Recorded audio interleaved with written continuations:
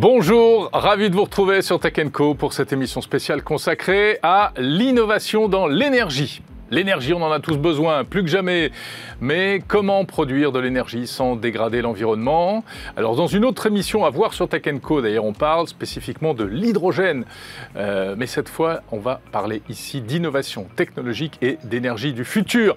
Il y a des choses prometteuses et même surprenantes qui se préparent, vous allez voir. Ça ne réglera pas tous les problèmes, il faut bien le dire. Mais ce sont quand même des pistes très intéressantes pour la transition énergétique, pour la fabrication des panneaux solaires, par exemple, la production d'électricité dans l'espace même, ou encore des carburants solaires. Oui, ça existe ou ça va exister. Cette émission vous est proposée en partenariat avec Engie. Et c'est parti. Pour évoquer ces innovations de rupture en matière d'énergie, eh bien, j'accueille notre première invitée, Élodie Lecadre. Bonjour. Bonjour. Vous êtes responsable des programmes de recherche scientifique chez Engie Research and Innovation. Alors, vous publiez tous les ans chez Engie ce magnifique rapport que j'ai ici, qui est donc un rapport annuel sur les technologies durables et émergentes. En quelques mots, c'est quoi ce rapport? Qu'est-ce qu'il y a dedans? Alors, c'est un rapport qu'on rédige depuis 2016 au sein d'Engie, Research and Innovation, et on le publie à l'externe depuis 2019. Et donc, c'est un rapport qui vise à vulgarisation scientifique, d'un certain nombre de technologies qu'on considère être prometteuses et durables pour les 5 à 10 prochaines années. Parce qu'on sait qu'il y a énormément d'innovations dans le domaine de l'énergie. Alors, je l'ai dit, ça ne réglera pas tous les problèmes. Non. Et puis, il n'y a pas une innovation qui va empêcher la planète de se réchauffer, mais il y a quand même plein de choses dans des tas de domaines. Ben, en fait, pour donner une petite image pour commencer, en fait, l'idée c'est le réchauffement climatique, c'est un peu comme une baignoire dans lequel on met des émissions de CO2 tous les jours et d'autres gaz à effet de serre. Et donc ça, c'est le robinet. Donc tous les jours, on en émet et on remplit la baignoire. Et si on la remplit trop vite, on va accélérer le changement climatique et donc augmenter la température sur Terre.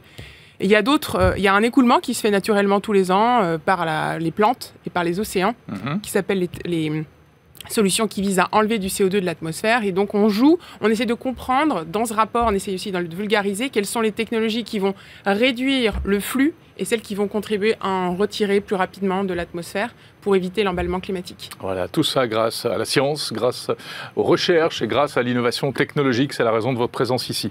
Alors, on sait que le but du jeu, c'est quand même de réduire la part des énergies, enfin des carburants fossiles, comme on dit. Donc, ça nous fait penser tout de suite aux énergies renouvelables, le soleil, l'eau, et puis tout ce qui va avec, les batteries, etc., etc. Le problème, c'est que, comme tout le monde se jette là-dessus, ça risque de poser de nouvelles difficultés, en fait. On est passé, en fait, d'une dépendance aux énergies fossiles à une dépendance qui sera certainement une dépendance aux métaux.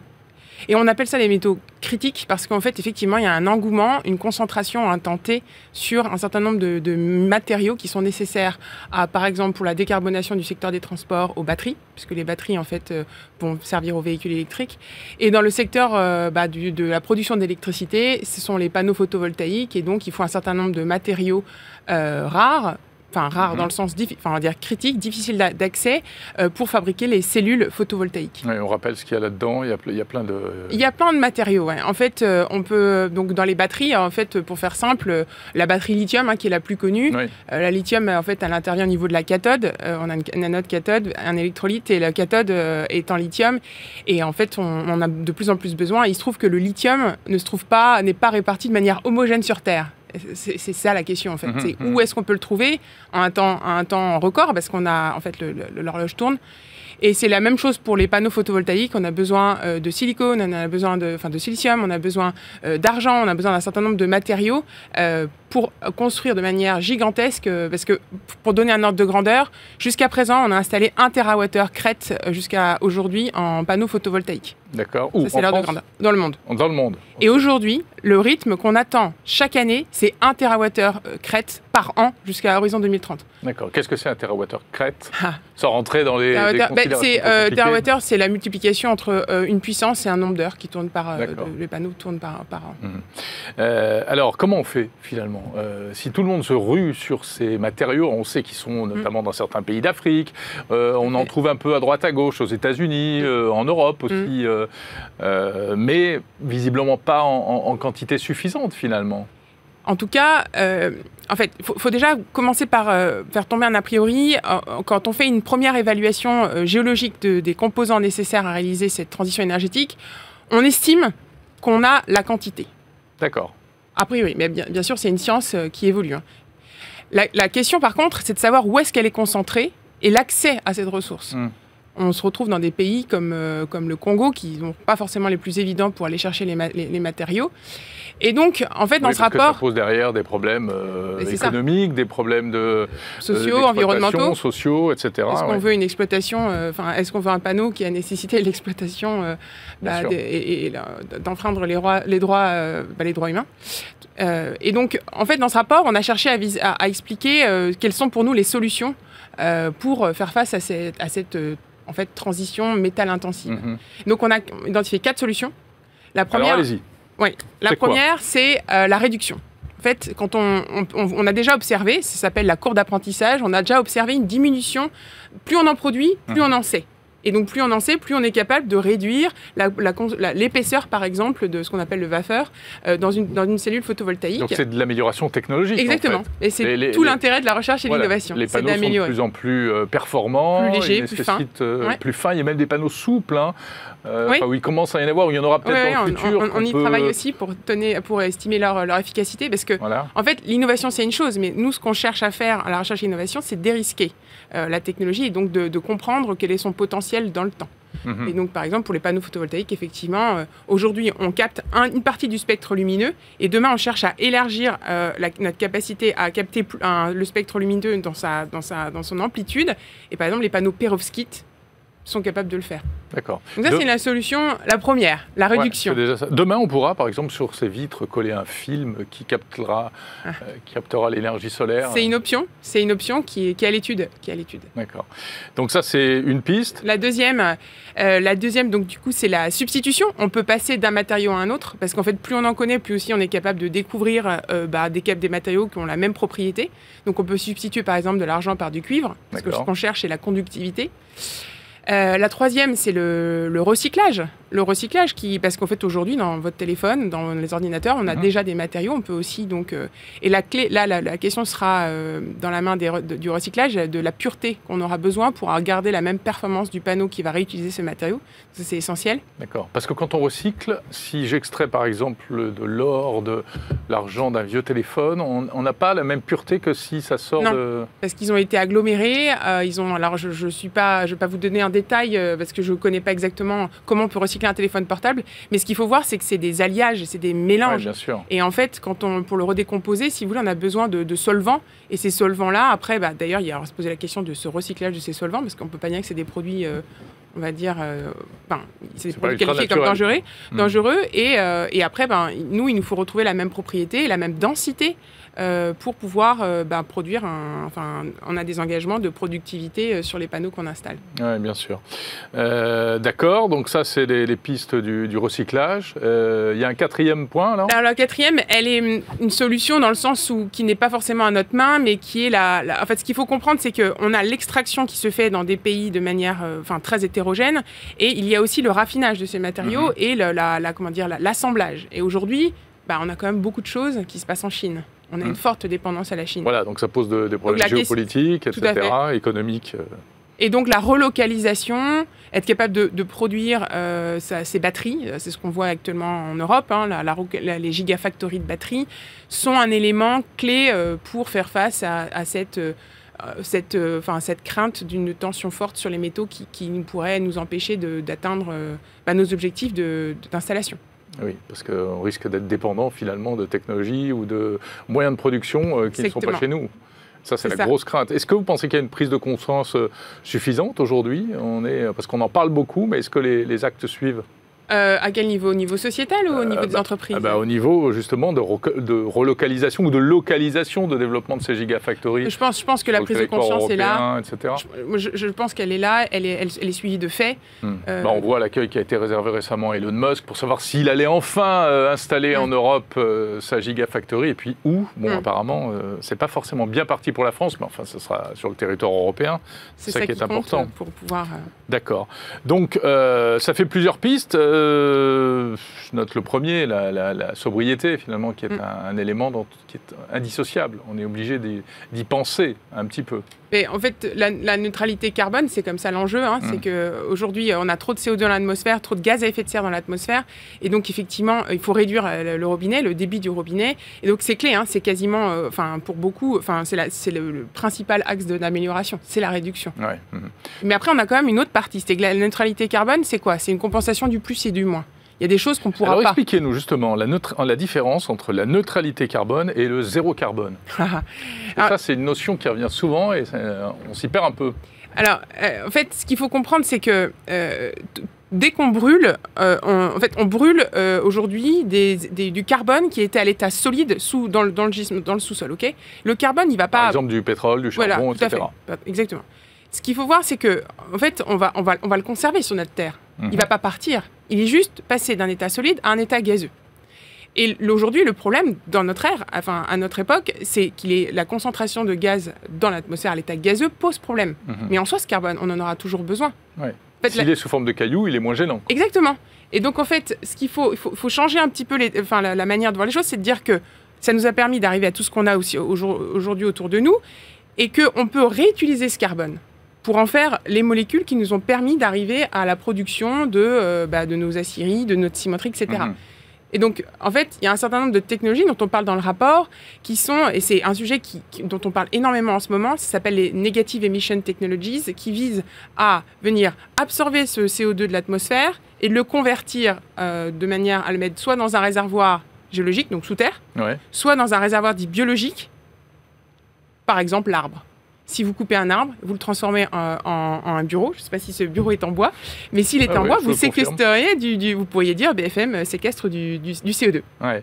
La captation dont on parlait, c'est ce qu'on appelle le DAC, le Direct Air Capture. Alors le Direct Air Capture, c'est une technologie parmi la famille des technologies qui visent à être négatives en émissions. C'est un truc qui est un peu fou, c'est des aspirateurs géants qui aspirent l'air pour en extraire le carbone, c'est ça? C'est ça, mais en fait, c'est ni plus ni moins le mimétisme de ce que fait la photosynthèse tous les jours. D'accord. Mais on en est où de ça? Parce qu'il y a des usines qui existent, il y a des installations qui existent, notamment dans le nord de l'Europe, mais ça reste encore totalement marginal. Marginal, parce que en fait, ce qu'il faut voir, donc, c'est que des technologies... Parce que là, ça consiste non pas à produire quelque chose de propre, mais à récupérer les saletés, en fait. C'est ça? Moi, je ne le vois pas comme une saleté. J'ai une vision très systémique et pour moi, le carbone, ça fait partie d'un cycle. Le cycle du carbone, il constitue notre Terre depuis la nuit des temps et il faut juste le comprendre et voir où se positionnent les choses et éviter le déséquilibre de ce cycle du carbone.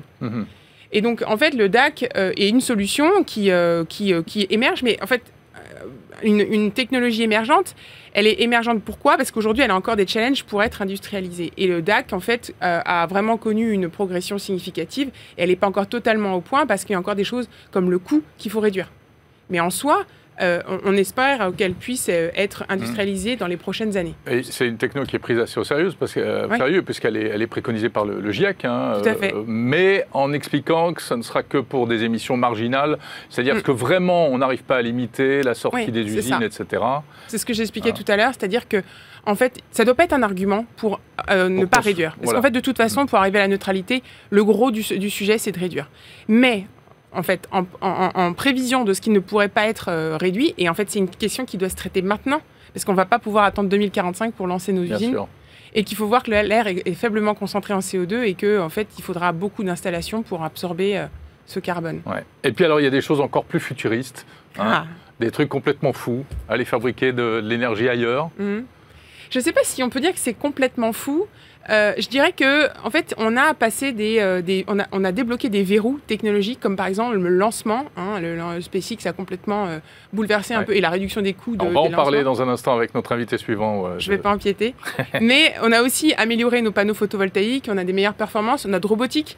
Et donc, envisager de récupérer l'énergie lumineuse dans l'espace et de la ramener sur Terre, c'est des choses que maintenant, on peut considérer dans la feuille de route des technologies émergentes. Très bien, merci beaucoup Élodie Lecadre, responsable des programmes de recherche scientifique chez ENGIE Research and Innovation. Et effectivement, alors ça c'est l'aspect qui fait le plus rêver, aller fabriquer de l'électricité solaire dans l'espace. Et puis également des biocarburants, des carburants totalement nouveaux pour les moteurs actuels, mais du carburant qui serait non polluant. On en parle tout de suite avec nos invités suivants. On va donc aller plus loin encore et s'intéresser à ces projets futuristes, mais pas si futuristes que ça, vous allez voir, c'est déjà très concret, très réel, avec deux éminents invités, deux chercheurs spécialistes de la recherche scientifique dans deux domaines différents. Tout d'abord, Léopold Sommerer, bonjour. Enchanté. Vous êtes directeur du Bureau des études stratégiques et de la préparation du futur de l'Agence spatiale européenne, l'ESA. On est ravis de vous accueillir sur ce plateau. Vous allez nous parler dans un instant de ce projet complètement fou de ferme solaire européenne. Et puis à vos côtés, Thibaut Cantat, bonjour. Bonjour. Ravi de vous accueillir également. Vous êtes chercheur au CEA, responsable du programme économie circulaire du carbone et vous travaillez sur de possibles nouveaux types d'essence, en fait, de carburant, les e-fuels, les solar fuels, etc. On va voir ça en détail. On va commencer d'abord par faire un petit tour dans les étoiles. Je l'ai dit, donc, un concept de ferme solaire spatiale européenne, c'est important de le préciser. Et à l'ESA, donc à l'échelon européen, ça s'appelle le projet Solaris. Est-ce que vous pouvez nous le présenter ? Mais en fait, c'est un projet qui est assez simple à la base, qui a été conçu déjà il y a presque 100 ans par les premiers penseurs du spatial et qui existe depuis 50 ans comme un concept technique, mais qui n'a jamais été réalisé. Et la base, c'est qu'on peut capter l'énergie solaire dans le spatial 24 heures sur 24. On la transforme en micro-ondes et on la transmet sur Terre.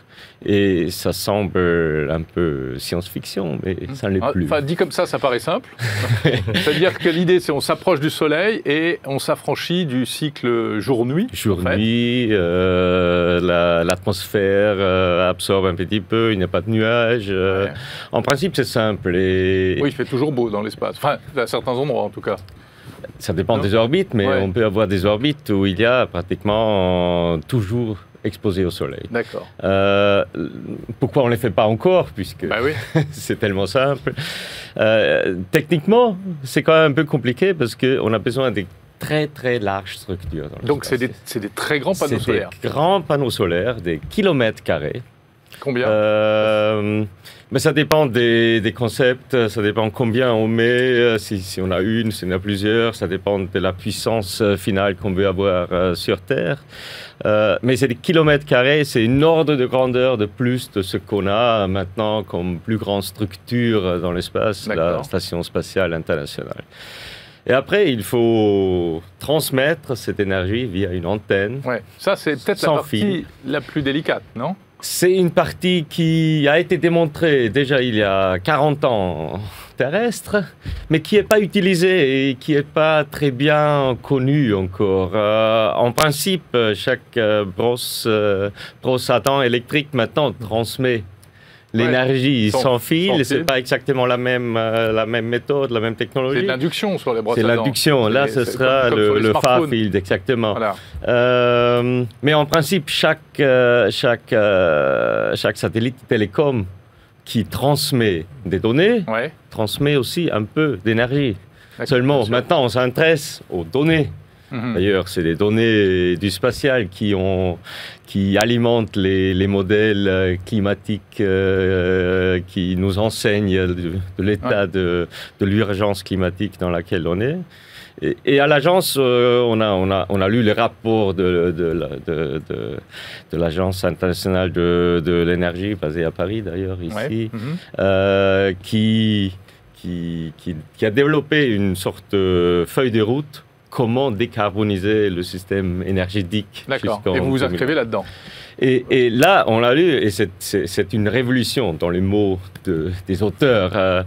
Et on est loin d'atteindre cet objectif, vraiment. Et chaque mois qui passe, ça devient de plus en plus difficile. Alors on se dit, est-ce qu'on peut contribuer de l'espace, pas seulement avec les données, mais aussi avec l'énergie. Alors, où est-ce qu'on en est concrètement? Parce que, alors, il faut dire qu'il n'y a pas que les Européens qui travaillent là-dessus. Ouais. Les Américains également sont très actifs, les Chinois aussi.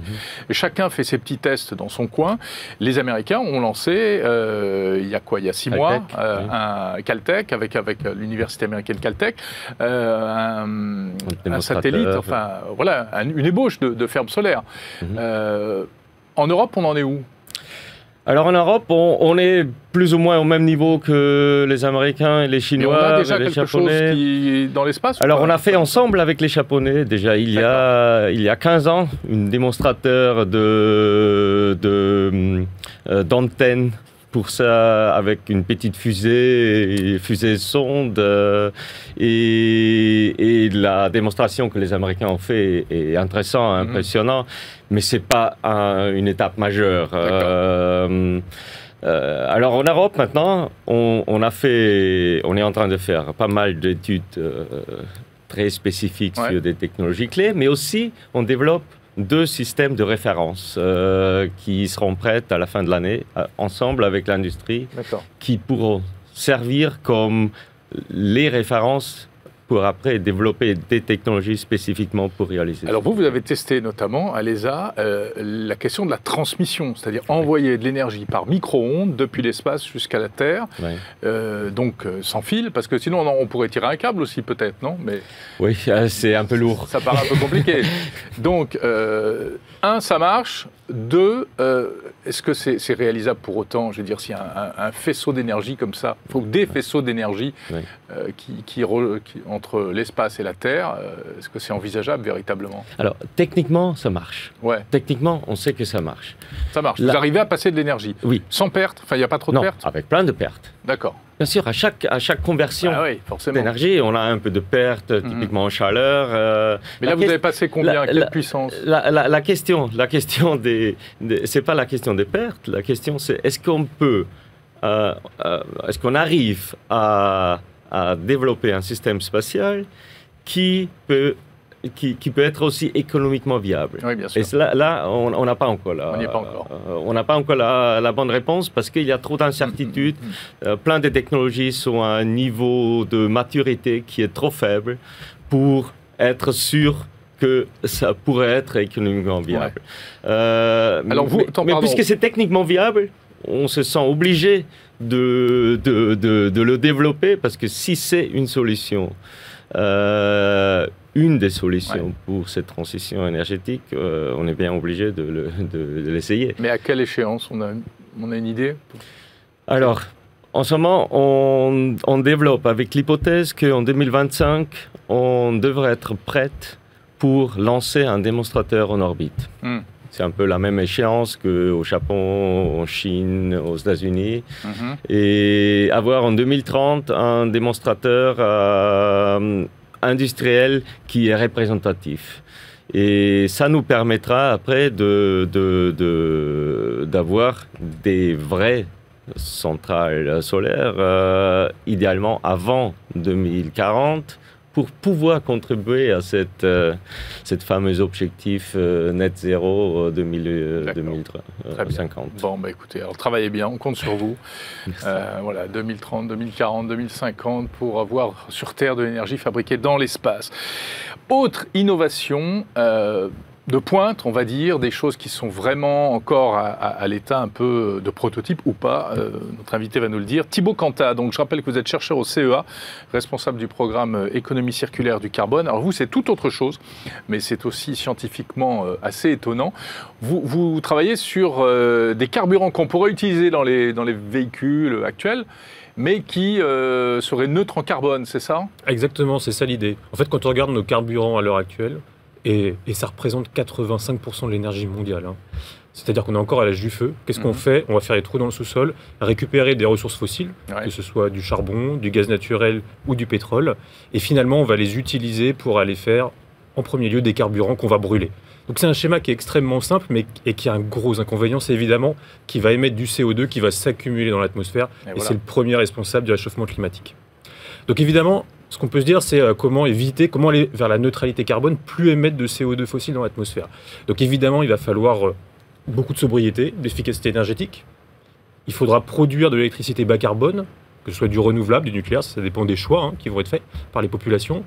Mais en fait, l'électricité, elle ne va pas pouvoir être utilisée partout. Si on prend l'exemple de l'aviation, l'exemple du transport maritime, c'est du transport de très longue distance, il faudra encore des carburants à base de carbone parce que c'est eux qui ont la meilleure densité d'énergie. Et donc, la question qui nous est posée finalement, c'est comment est-ce qu'on peut faire ça de façon circulaire ?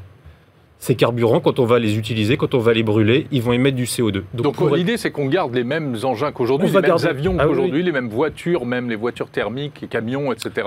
Alors, on pourra parler des voitures après, parce que c'est un peu plus compliqué pour la voiture. J'ai fait exprès de pas parler de la voiture. Batteries, bon, ça peut... Exactement. Pour la voiture, il y a des alternatives qui existent, qui ont des efficacités énergétiques qui sont meilleures. Donc, pour la voiture, on peut vraiment se poser la question. Il y a l'hydrogène aussi, dont on parle dans l'autre émission, etc.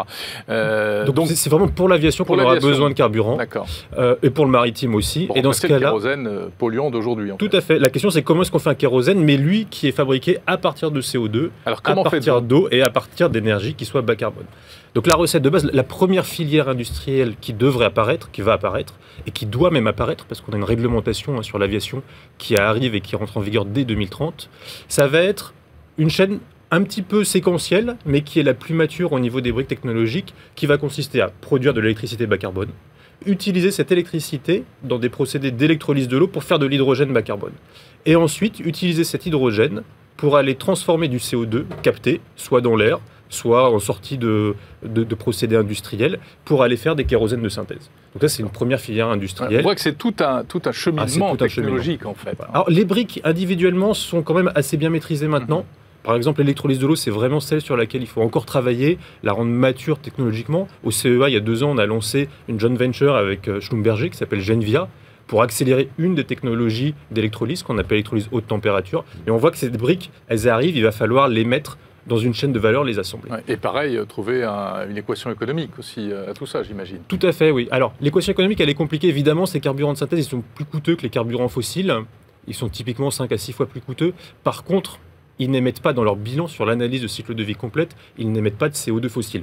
Donc il y a un service rendu pour le climat qui est complètement différent.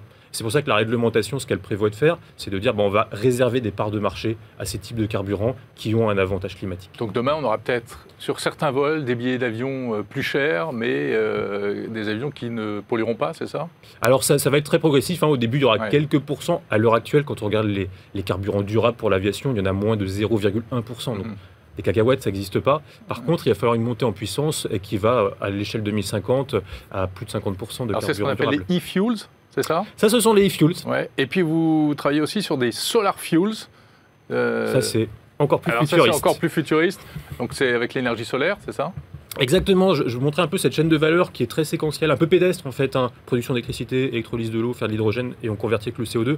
Le futur, c'est aussi de dire est-ce qu'on ne peut pas raccourcir tout ça et faire ça quasiment en une étape? Ce que fait finalement la nature. La nature, la photosynthèse d'une plante, elle est capable directement d'utiliser la lumière solaire, le CO2 qui est dans l'air, l'eau qui vient par le système des racines et faire de la biomasse, c'est-à-dire une masse carbonée et énergétique à partir de ça. Donc ça, c'est un peu l'idée, c'est aller mimer la photosynthèse, s'inspirer de la photosynthèse et faire des matériaux qui vont être capables justement de capter la lumière solaire, d'interagir avec le CO2 qui est dans l'air, de récupérer de l'eau pour aller faire des carburants de synthèse comme ça. Que ça marche comme les plantes. Que ça marche comme les plantes, mais attention, avec une efficacité énergétique qui doit être au moins 10 fois supérieure. Pourquoi? Parce que sinon, ça va occuper des surfaces qui sont très étendues. Là, c'est pas possible, on n'en aura pas assez. Donc, il faut battre en fait la photosynthèse. C'est ça le défi. Donc, c'est très basse maturité, peut-être des technologies qui vont arriver dans 30 ans. Mais le but, c'est de battre la nature, de battre la photosynthèse. Passionnant. Merci beaucoup Thibaut Cantat du CEA et Léopold Sommerer de l'ESA. On était vraiment ravis de vous avoir sur ce plateau. Merci à tous les deux de nous avoir fait rêver, de nous avoir ouvert comme ça quand même des pistes, même si elles sont lointaines, avec beaucoup d'espoir derrière tout ça. Voilà, c'est la fin de cette émission. À nouveau, je le rappelle, vous pouvez regarder également l'autre émission consacrée aux technologies et à l'innovation dans l'énergie, consacrée plus spécifiquement à l'hydrogène. Et puis bien sûr, tous les programmes de Tech & Co. Salut, à la prochaine.